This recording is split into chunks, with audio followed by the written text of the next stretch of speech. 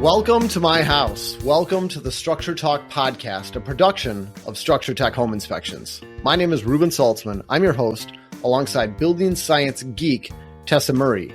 We help home inspectors up their game through education, and we help homeowners to be better stewards of their houses. We've been keeping it real on this podcast since 2019, and we are also the #1 home inspection podcast in the world, according to my mom. Welcome back to the show. I'm Reuben. I'm here with Tessa today. We've got a special guest. We got repeat guest Jim Katen on the show from it's Portland. It's Portland, right, Jim? The greater Portland area. The greater Portland area, yes. Jim is a longtime home inspector. He's been at this for 32 years.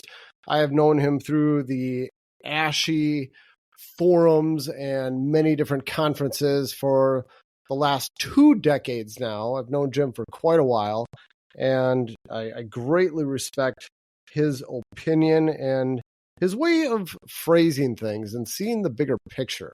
So I brought him on the show to talk about the new ASHI standard of practice. But before we do that, got to give a quick shout out to our sponsors, IEB, Inspector Empire Builder. I've gotten so much value from them. I feel like that is my community. These are my peeps. I have regular meetings with the people at Inspector Empire Builder. We meet together weekly. We have conferences. We have all kinds of coaching on how to be better business owners, how to be better employers. It's all of the stuff other than technical aspects of home inspections. It's all the stuff to do with running a business, having employees, all that fun stuff. Get a ton from them. And if you'd like to learn more about them, I will have a link to them in our show notes. So, Tessa, how are you doing today? Hey, Reuben, I'm good. I'm excited to dive into today because it sounds like you've been kind of thinking about this, mulling it over, and you've been actively participating in some feedback regarding this topic that we're going to be talking about today. And so I'm excited to hear your thoughts on it and Jim's thoughts on this. Sweet. Jim, how are you doing? How you doing today, sir? I'm well, thank you. Good.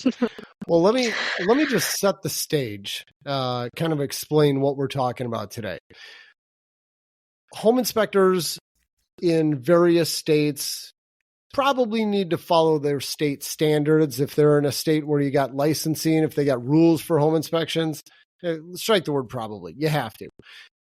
When you're in other states like Minnesota, where we don't have any regulation, you need to choose some other standard you're going to follow. If you're going to do a home inspection, you need to define exactly what it is that you're doing. There's 2 major organizations for home inspectors. One of them is ASHI, the American Society of Home Inspectors. Another one is INTERNACHI, the International Association of Certified Home Inspectors. I have been a member of ASHI for as long as I've been doing the home inspection thing. I know that Jim has been a member. How long have you been a member of ASHI, Jim? I'm not entirely sure, but probably close on 30 years. Okay. I joined a few years after I started. Yeah, and you've done all of the things. You've been a director, you've been on committees, all that fun stuff, right? I've been on committees. I've never been a director. I'm not good on board of directors. So okay. Don't play well with others. But I've served on several committees over the years. Yeah. Okay. All right. Cool. And so he's been involved in ASHI, and we have this standard of practice. It says what a home inspection is all about. It gets revised periodically. The current version that we're using was adopted in 2014, so it's a decade old. Time for a refresh. Standards change. The things that home inspectors do change, and it's time for a refresh. I get it. We gotta stay with the times. I'm in support of updating our standards. The new standards were sent out to the ASHI membership earlier this year. I believe it was sometime early in July. And I took the time to read through those standards. I painstakingly read through every line. And I sent an email to whatever the email address. They said, if you have any thoughts, suggestions, changes, send us an email. So I sent an email, and then just recently they sent out a revised proposal for the new standard of practice. And not much that I suggested changing was changed. And, I think that one of my biggest complaints, and I've got complaints, I'm not pulling any punches here. One of my biggest complaints with this new standard is that there are a ton of things that we need to start describing as home inspectors that nobody cares about. The old standard had us describe a bunch of different things. For instance, if we're inspecting the structural components of a home, we need to describe the foundation, we need to describe the floor structure, we need to describe the wall structure, etc. But with this new standard, just for example, rather than simply describing the floor structure, which, today I might say you have a conventionally framed floor structure, 2x8s, 2x10s, something like that, or open web trusses or closed web trusses, something like that. Now we need to describe the subfloor, the floor joists, the beams and girders, and the columns and /piers/pads. We need to describe what all of these materials are made out of. Now, Jim, I just got to ask you, okay, so you've been doing this for 32 years. How many times have you had a client come back to you after you sent them the report, come back and say, hey, Jim, what type of material is my subfloor made out of? I need to know this. I cannot recall a single instance where that happened. In fact, my guess is that most of my clients would not be able to tell you what a subfloor is. Ding, ding, ding. Ding, ding, ding. Thank you. Okay. I don't want to drive this into the ground too far, but speaking of driving into the ground, how many times have they asked you to tell you what type of pad their columns or piers are built on top of? Never, of course. Most clients, if you ask them about pads, are not going to be thinking of building components. No. And also, let me just further that. If you had to figure out what type of pad you had to describe, how would you even figure that out, Jim? I would probably say, if I had to describe them, I'd just say they're concrete. Okay. All right.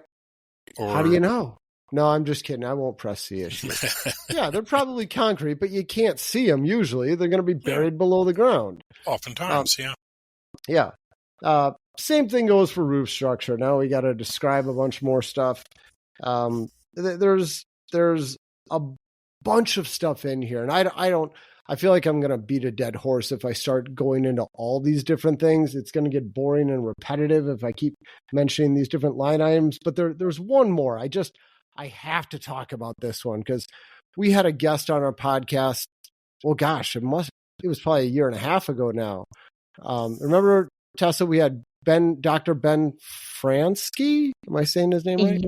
Yes. Yeah. We had him on to talk about smart home systems and all the different stuff you can do for a smart home. That is now something that the home inspector needs to describe. We need to describe the smart home systems that are present now.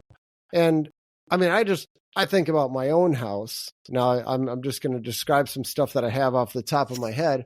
I've got smart window shades. I've got a smart garage door opener. I've got smart speakers. I have a smart Christmas security lights. system. I've got smart Christmas lights. I've got smart light switches all over the house. They're Wi-Fi light switches. I've got a smart thermostat. This is off the top of my head. I'm sure there's no smart fridge. You know what, Jim? I I don't use the functionality of it, but I do have a smart washer and dryer. They both connect to Wi-Fi. I've never Yep. used it. I can't imagine why I would need to, but I have the option to if I need to. As a home inspector, I would need to describe all of these components, talk about setting somebody up for failure. Not only that, but I think this is all completely useless information. I think it's onerous. Instead of having to describe, and I didn't count, but right now we may have to describe maybe 20 different components. And personally, I already feel that these descriptions are largely worthless. I don't think anybody cares about these descriptions. Nobody opens the report to find this stuff. So in my company, we include it in our reports because it's required by our standard of practice, but either I put it at the very end of the report or we put it in an area where you got to click on and it's not really front and center. It's just kind of hidden because I don't want to clutter up my reports. I want things to be clean. I want to present my clients with the information that they need. And I have to report all this other stuff to follow my standard of practice, but I just kind of try to hide it because I don't want to get in the way of the important information.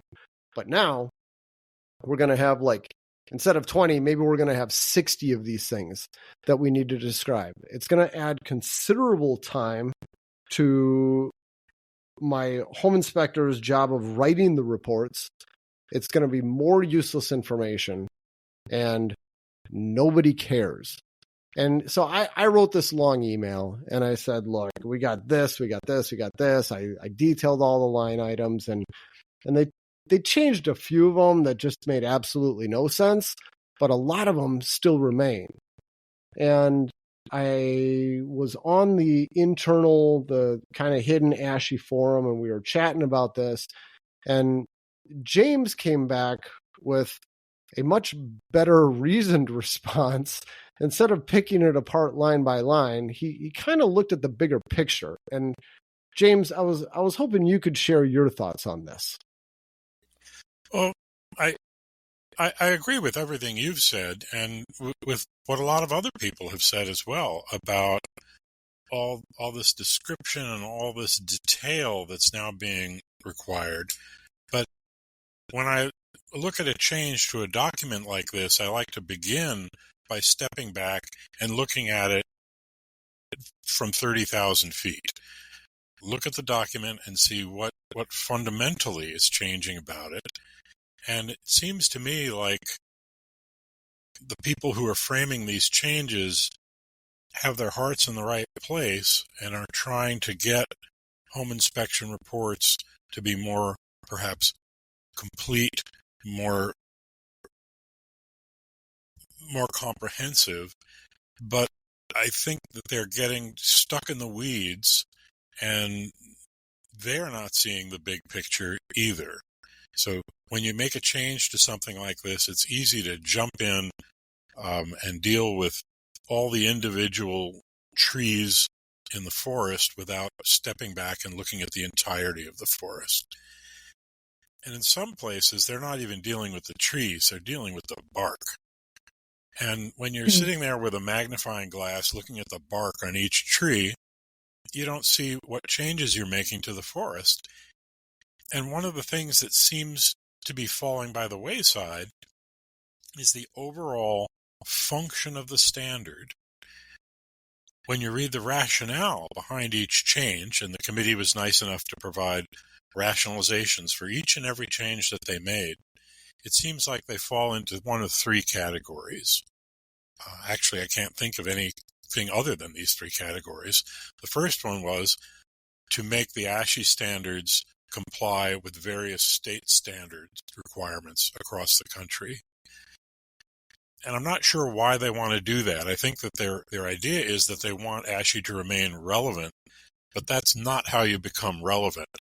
That's the tail wagging the dog. ASHI should be leading the way, and states should be following suit. And when states began to have a home inspection licensing and writing their own standards, that's exactly what they did. lots of the state standards adopted the ASHI standards with minor changes here and there. ASHI is now voluntarily relinquishing that position by trying to conform with all of the requirements of all the other states, especially the ones that seem to have really bad standards. The second rationale that I keep seeing over and over again is on the advice of our lawyers, or the lawyers having reviewed something. And these standards are invariably a soup of difficult to understand words that seems designed to obfuscate rather than to clarify. They say it's there to clarify, but it's so difficult to understand that you can't really get the point. It's like they're trying to write a contract that covers every possible contingency. And the third rationale, which is by far the most common one, is to reduce the risk to home inspectors. And to my way of thinking, this is exactly the opposite of what we should be doing.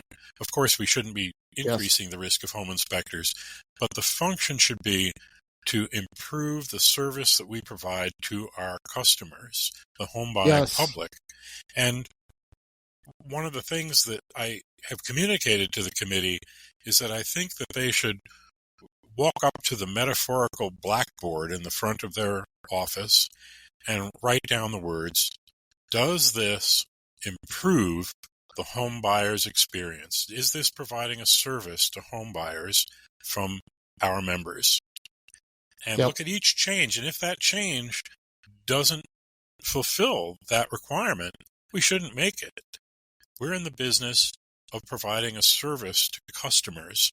We're not in the business primarily of covering our own butts. Yes.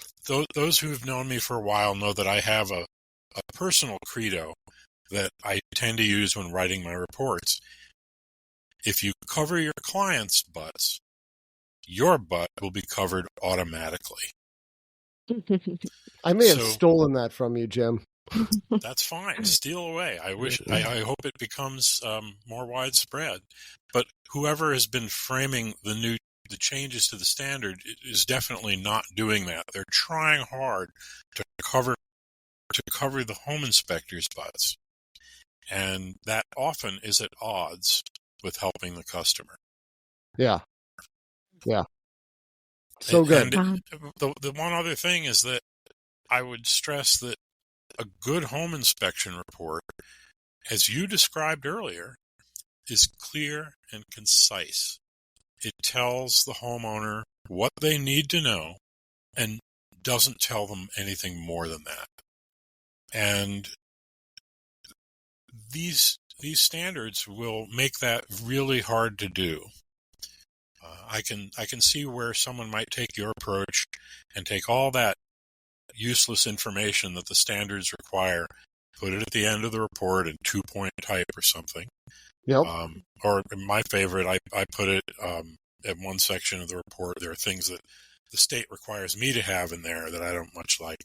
So I put them there. They require it to be on the front page of the report, in fact. But I set the color of the font to white.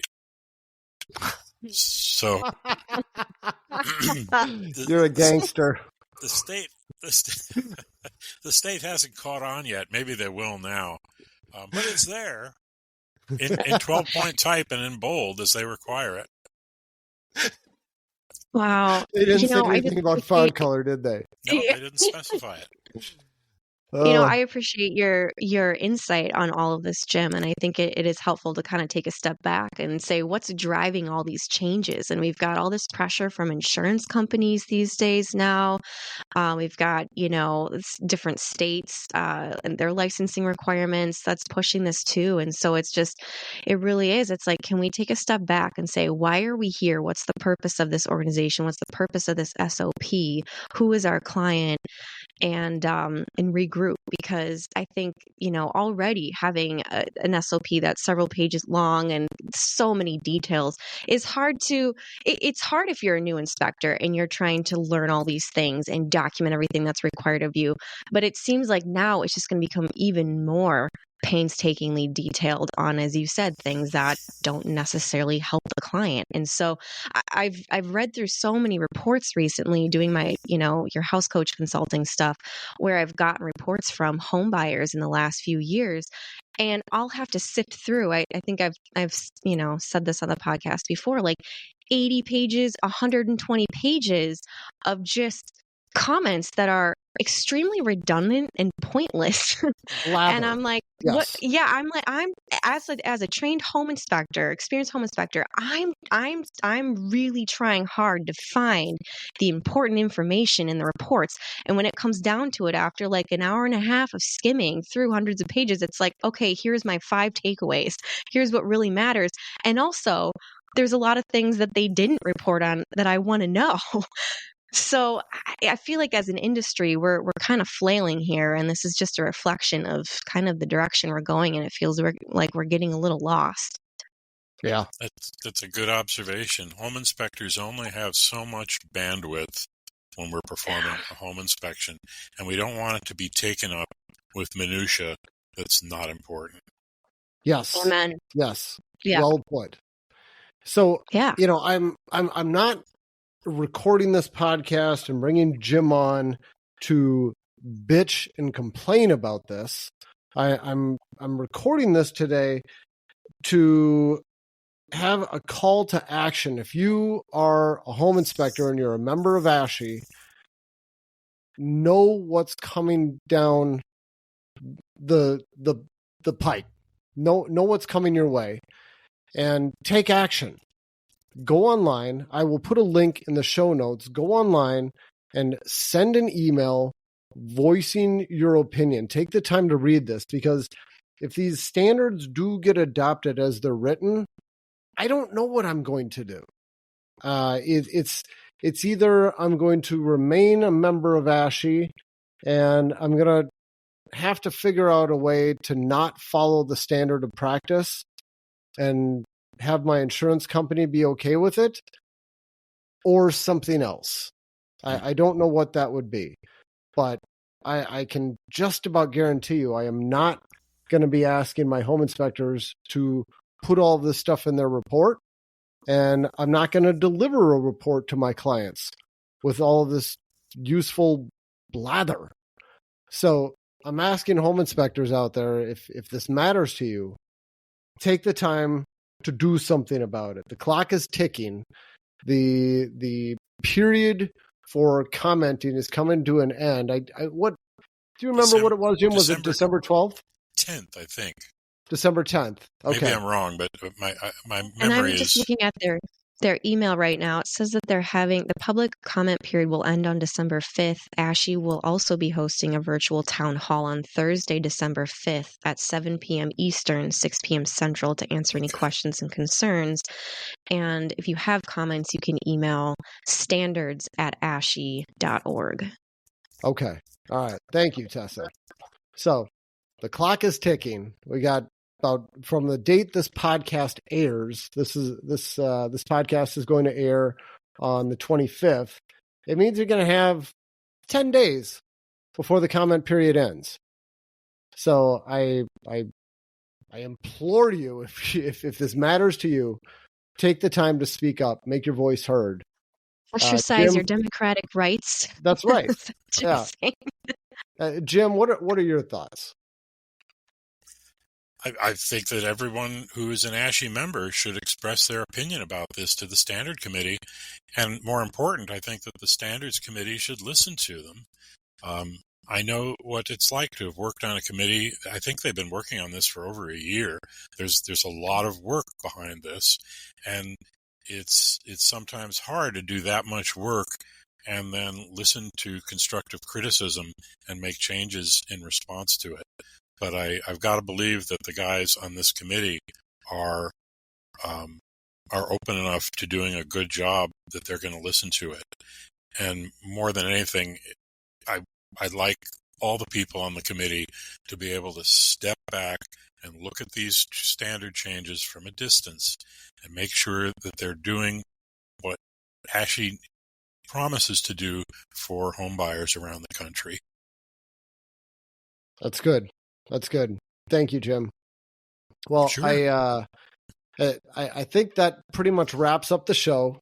This doesn't need to be any longer than it needs to be. Short and sweet. I think we made our point.